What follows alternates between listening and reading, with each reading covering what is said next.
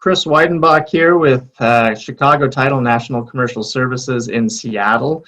I'm joined here today by Kyle Williams with IPX. Hello, Kyle. Hi, Chris. How are you? Doing fantastic. How are you? Great. Thank you. So Kyle is our local guru on 1031s. IPX is a sister company to Chicago Title. And so I just wanted to take a moment to sit down with Kyle and get an overview of what 1031s look like and what his role is in each transaction. And so I'll kind of share, or I'll let Kyle take control here and have him share his screen. He's got a nice slideshow to get us up to date. So 1 second here. Okay, you should be in charge here, Kyle. All right. So why don't you just give us a brief overview of kind of what a 1031 is first, which that looks like exactly what this first slide is, and then you can go into a little more depth from there. Yep, great. So 1031 exchange, it allows an investor to sell their investment property and use all the equity to buy something bigger and better. And the key phrase that I like to use is that you're using all the equity, not just the after-tax equity, to reinvest. You can reposition assets throughout your entire life and never pay taxes. It's literally the greatest wealth building tool that the Internal Revenue Code gives us, because there's nothing else that you can do that with. Some people might say, well, what about my IRA or my 401k? Yeah, you can get at those when you're 59 and a half, but with investment real estate, you can buy and sell at any point in your life, and buy and sell and buy and sell and never pay taxes. There's nothing else like it with the 1031 exchange. So we look at some numbers here. I'll ask people, and I should preface this too, Chris, that everyone needs to talk to their own CPA or tax advisor before doing a 1031 exchange to make sure it's suitable for them. Chris and I cannot advise you on whether it makes sense or not, but ultimately we're here to help if that is the case. So if we look at what taxes you're deferring in a 1031 exchange, the first one that everyone thinks about is capital gains. That's taxed at 15 to 20%. And that's your adjusted gross income is also going to factor into that as well. But if you're selling a commercial property, investment property that you've owned around the Puget Sound area for any length of time, and you and your spouse have jobs, there's a good chance that you're probably going to be paying closer to 20%. Depreciation recapture, and this is what everyone knows it as. Technically, it's called unrecognized gain due to depreciation, and that's taxed at 25%. So if you've been depreciating your investment property, say for the last 15 years, that's going to be taxed at 25%. Whether you took depreciation or not, it's going to be taxed at 25%. And lastly, we have the net investment income tax, better known as the affordable healthcare tax, of 3.8%, essentially on top of both of those. So most people, it is not uncommon for us to see clients pay close to 25% in taxes. Again, ultimately, it's up to your CPA to figure out what your number is, but most people end up paying more in taxes than they think. So if we look at an example here on the left, we're going to sell our investment property, and we're just going to cash out. We're not going to do a 1031 exchange. So we'll just say 25% in taxes off the board. That leaves us $750,000 to reinvest. And at a 75% LTV, buys us $3 million in new property. On the right, if we would have just done an exchange and got to reinvest 100% of our equity instead of paying taxes, that same LTV buys us $4 million worth of new property instead of $3 million. The difference is, on $1 million of income can be astronomical. It might be 30, 40, 50, 60,000 a year, just because you did a 1031 exchange. So you can imagine if you have a couple transactions like this, or even multiple transactions over the course of your entire life, you can see how much more you're going to be making and how much less you'll pay in taxes just by doing the 1031 exchange. Right. And just for those following along, was that example and those figures you were showing us, is that specific to Washington State, or would those figures differ from state to state? Yeah, absolutely. That's a great question, Chris, because most states have a state income tax, so that would factor in as well. So the 1031, if you're in a state like California, the 1031 is even more imperative for you to utilize on the sale of your investment properties. Great. So if we look at the numbers, a lot of clients I talk to, they'll say, well, Kyle, I don't think I'm doing a 1030. I don't think I'm going to do a 1031 exchange because at the end of the day, I'm not really eliminating taxes. I'm only deferring taxes. And yeah, that's correct. You are only deferring taxes in a 1031 exchange. And we all had a grandpa who said 2 things in life are inevitable, death and taxes, right? Not so fast, because only one of those is. Your heirs get a step up in cost basis, which means taxes are not inevitable. So right now at the federal level, you can pass on $11.2 million worth of your stuff to your heirs tax-free. Washington State has its own estate tax that I'm not going to get into here, but at the federal level, most people are going to be passing on their investment properties tax-free to their heirs. That's amazing, right? So we tell investors, don't cash out of your real estate and pay taxes. Just exchange into something that better hits your goals and your financial objectives. So we came up with a phrase a few years ago, Chris, to make sure people never forget this concept. Are you ready? Right. Let's do it. It's called swap until you drop. The best way to avoid paying taxes, swap until you drop. Yes. So Likekind property, this is probably one of the most common questions I get. Client will call and say, hey, Kyle, I'm selling a triplex in Ballard. And I want to exchange that, and I actually want to buy a small retail center in Skagit County. Can I do that? Absolutely. As long as it's held for business or investment use, it's Likekind. So 30-year leases, apartments, single-family rentals. Even in our state, water rights and timber rights are exchangeable. Mineral rights anywhere. Perpetual easements. Industrial. So as long as the property is held for business or investment use, it's likely exchangeable. The big things that wouldn't qualify would be builder properties, flips, personal use properties, because the IRS would see those as essentially inventory or personal use, which wouldn't qualify. But as long as they're held for business or investment use, they're probably exchangeable. I just added eminent domain for this because this is another thing that a lot of clients are asking about with eminent domain. So if eminent domain comes up because of light rail or any other scenario where the government comes in, takes your property, gives you fair market value, you'd have 2 years to do what's called a 1033. And it's nothing that you would need to hire a qualified intermediary for, but you'd want to work with your CPA on it. But Likekind means Likekind, so same use for same use. So if you had a gas station that was taken through eminent domain, you'd have 2 years to buy another gas station. You wouldn't buy another motel with it. But 1033 is definitely something, if you're affected by it, you want to talk to your CPA and tax advisor to see how they want to handle it. Length of ownership. So many clients want to know, hey, I'm going to exchange in this property. How long do I have to hold for before I need to sell it and do another 1031 exchange, or if I wanted to cash out, whatever the case is. But let's say that in this scenario, I want to do another 1031 exchange on this property, this investment property that I just bought. How long would I have to hold for? So length of ownership is definitely a 1031 gray area. The IRS has never defined how long you have to hold for, but the IRS would say that they want you to hold it long-term for business or investment use. So we need to get down and figure out what does long-term mean to the IRS. Well, most CPAs would say that, and I shouldn't say most, but many CPAs would say that just because the IRS doesn't define long-term in Section Code 1031 doesn't mean that they don't specifically aren't specifically referring to 1 year or greater, which they do in the tax code as long-term. So many CPAs I've worked with have said, you know what, 1 year is fine, and if they had rent on it and held it for business or investment use, then that's fine. Ultimately, though, it's up to the CPA or tax advisor, because there's some conservative CPAs out there that I would never argue with. They would say hold for 2 years and get some business or investment use out of it, just to be safe and remove all doubt. A more common scenario up here might be, and this has happened quite a bit, client buys a property 9 months later, they've already put tenants in there. Say it's a duplex that they've rented out.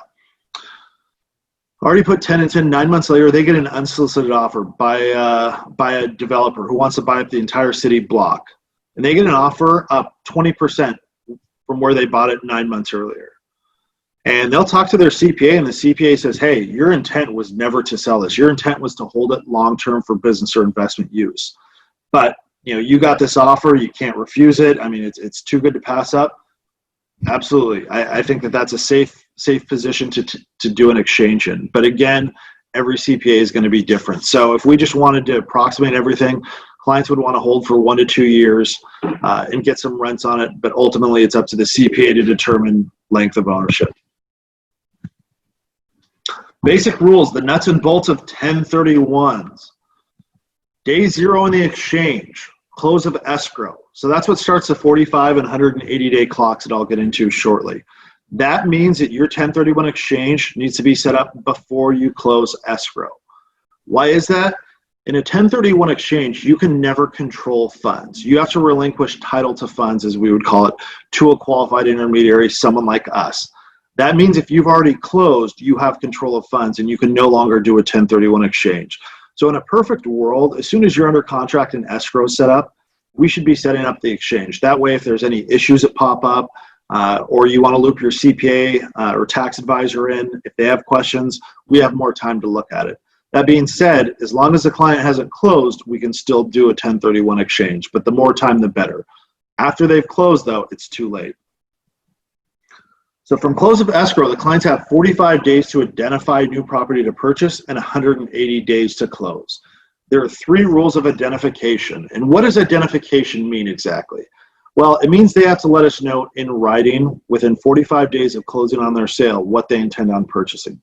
They don't have to be under contract, and although that's smart to do, they just have to let us know in writing what they intend on purchasing. So the 3 rules, and clients can choose one of these 3 rules. Probably the most common rule I see is the 3 property rule. This is the one that everyone seems to know. Once you close on your sale, you can identify up to 3 properties of any value to purchase. So you may be selling a duplex in Ballard for $1 million, and you identify three retail centers at $4 million each. That's fine. There's no cap on value, but you just can't identify more than 3 properties.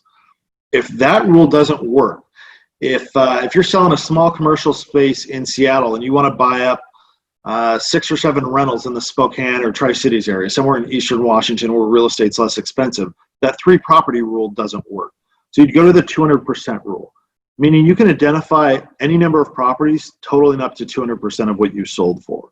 So if you sold for $1.8 million here, you could identify any number of properties totaling up to $3.6 million or 200% of what you sold for.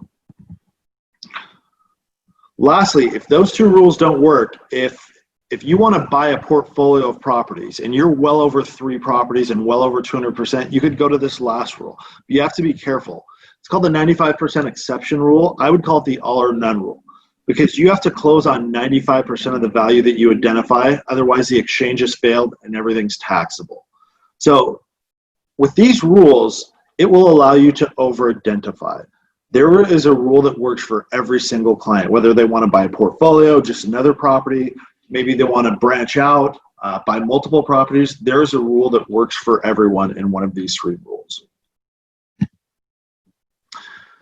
So what's cool about 1031 is that in a lot of exchanges, most exchanges are fairly simple and straightforward. There's really just 2 rules to follow. And I tell clients that really they want to do 2 things. Buy for equal or greater value and don't touch any money. Reinvest the proceeds. If they do those 2 things, they should have a successful exchange, assuming that they're buying Likekind property and doing it within this stated timeframes. But buy for equal or greater value, reinvest the proceeds. That's it. Those are the 2 1031 rules to follow.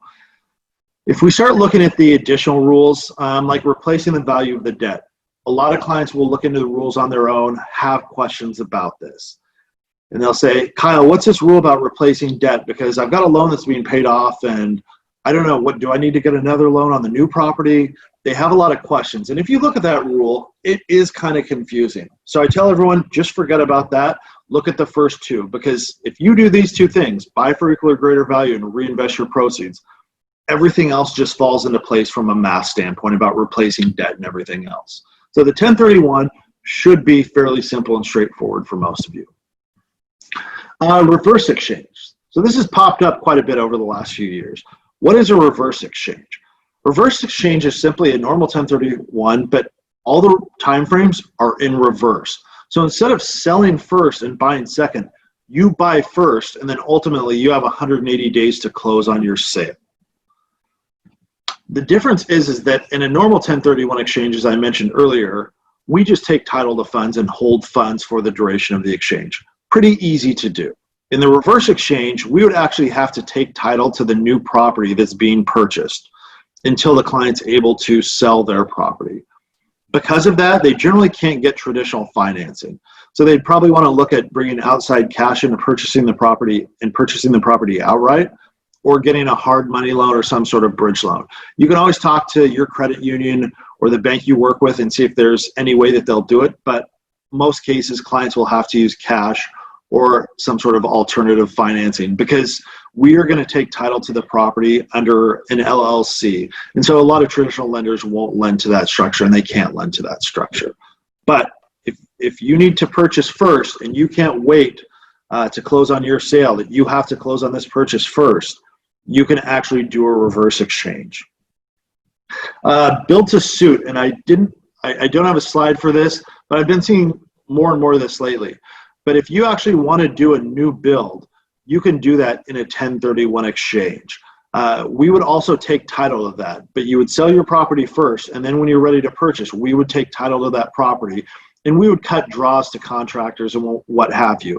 But you need to spend your funds and hit your equal or greater portion within 180 days, which can be probably problematic if permits aren't lined up and what have you. But if you want to build, if you want to buy first, there's a lot of cool alternatives with 1031s that a lot of people don't know about. So this is probably the most important slide: what to look for in a qualified intermediary. And a lot of people refer to 1031s as the Wild West of the real estate industry because they're largely unregulated, and literally billions of dollars have been lost in the last 12, 15 years or so in 1031s. So we tell everyone there's a lot of great 1031 companies out there, but just make sure that you look into their insurances and protections. Because in the real estate world, most people are regulated. If you look at like Chris and his team, title and escrow, heavily regulated. Your lender is heavily regulated. Your broker is heavily regulated. Everyone is heavily regulated in the real estate industry, except for the 1031 qualified intermediaries. So as a division of Chicago Title under the F&F umbrella, we have the highest level of security and protections, bar none, in the industry. We're the largest 1031 QI, and that's super important for us to let clients know that they have a $100 million fidelity bond, $50 million third-party written guarantee to make sure that funds will be there when they close, no matter what. 30 million of errors and omissions. So no matter what happens with your account, your funds are going to be safe. We hold funds in a safe and secure manner in segregated bank accounts where clients will collect interest. So we won't invest your funds or do anything funny with your funds. They will be safe and secure. Not to mention that, with our team, we have some of the best legal minds on staff. We will work with the client's CPAs and attorneys every step of the way if they have questions. Cost for 1031. Lastly, so most 1031s, a normal, delayed, forward 1031 exchange, whatever you want to call it, are under $1,000. It's $950 that would cover the sale in one purchase. Ultimately, with like an improvement or build to suit exchange or reverse exchange, it can definitely be more if we have to take title and there's other steps involved. But for most of your exchanges, whether it's commercial, whether it's a duplex, whatever the case is, most exchanges are $950. So that's awesome. It's inexpensive. It's a very inexpensive way to defer federal taxes.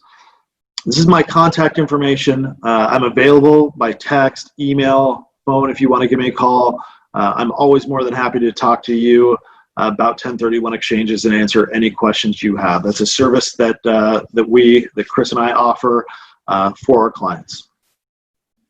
Yeah, this is great, Kyle, and I really appreciate that previous slide, how you differentiate yourself from some of the competition.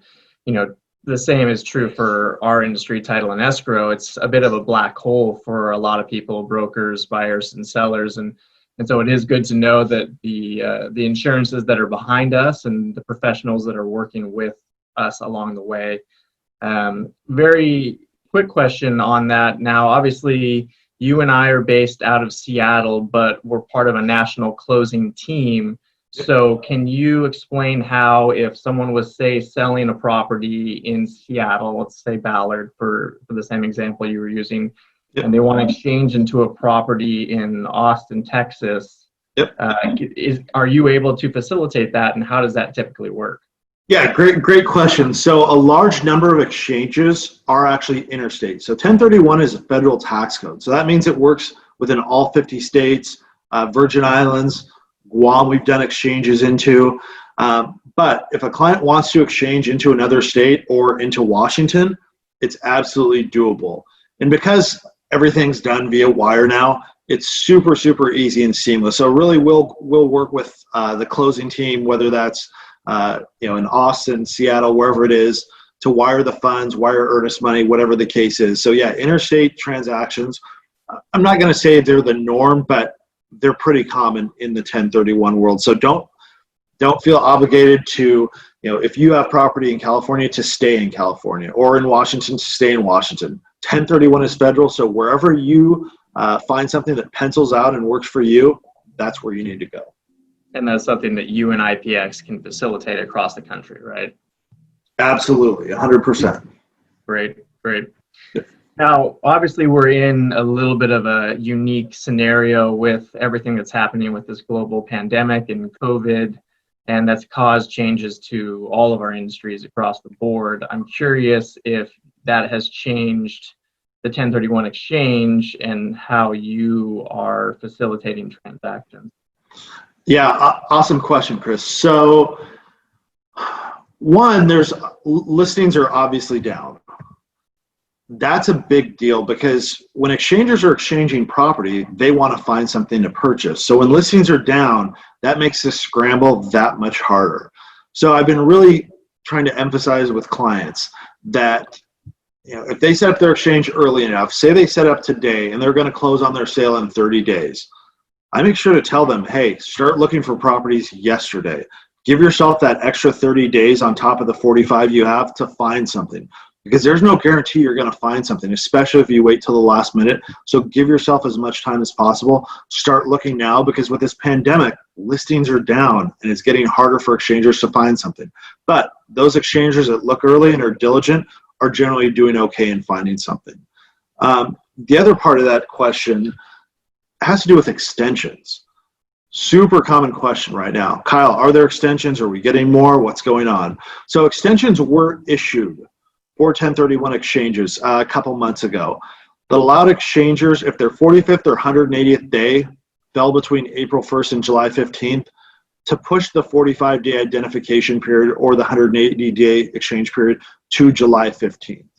And so that really made sense between April 1st and June 1st, because after June 1st, you'll still have your full 45 or 180 days. So if a client closed today on June 3rd, they would have until approximately July 18th or so to find new property to purchase. So we're past the extension window essentially at this point for new exchanges. Are we going to see more exchanges? We're not sure. I'm telling all clients, assume that we are not going to see further extensions. Complete your exchange within the allotted time frame. If we get further extensions, great, but don't count on it. Try to find something immediately and try to find something that works for you. Yeah, that's great information. There's been a lot of questions on our end as well, as far as if those extensions are going to continue, and we really look to Kyle and his team to be our experts on that. So really, if you're watching this, jot down his contact information and use him as a resource. Are you seeing on your end certain types of properties or sectors within the commercial world that there's more exchanges happening these days? Is that something you even keep an eye on? Yeah, we do. Commercial's it's really been all over the board, as you know, Chris, the last couple months. And I talked to a lot of investors, a lot of commercial investors, and some of them are super leery of like office right now. Some of them think that, hey, I can get a smoking deal and it's going to come back. So really it's preference. It's been fairly balanced, really for the most part in terms of exchanges, because there's always someone that thinks a beaten up asset class is going to do well. And there's always going to be someone who thinks a beaten up asset class is really like catching a falling knife. So it's been fairly balanced in the exchange world, but a lot of residential has actually been doing fairly well. A lot of duplexes, triplexes, stuff like that has actually been humming along pretty well. So in the commercial space, it seems to be a lot of business as usual. Maybe not quite as many exchanges, but still a wide variety of what people are looking for. Right. No, great to know. All great information. I think we can probably wrap up the professional side of it, and I'll just ask you one personal question here. Sure. As we all have kind of adjusted our lifestyles again with the COVID pandemic. Give me what shows you've been binge watching in your time stuck at home. So Seinfeld and The Office never go out of style. I'll bet I've seen both those series 25 times all the way through. So those are the two mainstays. But there's actually a really crazy series based on a true story. It's like 8 episodes. It's called Dirty John. It's on Netflix. Did you see it? No, I've listened to the podcast though. Okay. So I hadn't listened to the podcast, and so it blew my mind when I saw what happened. But Eric Banya's in it. It's really good. So if you haven't listened to the podcast and you don't know what's going to happen, watch that series because it's only 8 episodes, and each episode's less than an hour, so you can get through it in a day easily. But super crazy twists and turns, right, Chris? Right. Yeah. No. And the fact that it's a true story makes it even more so tough to believe. Yes. And so it's a very well told story, and it actually has a great cast in the show itself. So all the way around impressed. Is there anything I'm missing, Chris? I mean, I'm a Seinfeld guy as well, so I can pop that on anytime I need to kill 30 minutes. That's right. I have loved Ozarks. Obviously, everyone's been crazy about Tiger Kings, which I never have gotten on board with yet. Yep. I love Westworld on HBO, which is just this very futuristic show that kind of captures my mind. But you know, the crazy thing about shows these days is there's so much content. All you have to do is really take a look, and there's a lot of good things out there. So it's really more so where do I spend my time than if there are good selections out there. Absolutely. Well, Kyle, I really appreciate the time. This information is so valuable, more so than ever. And again, his information is here. You can reach out to me as well if you need to be put in contact with Kyle, but we just want to be a resource for all our customers as we transition into what the next phase of this looks like. Yep. Awesome. Thank you again, Kyle. Enjoy the rest of your day. You too. Thanks a lot, Chris. Take care.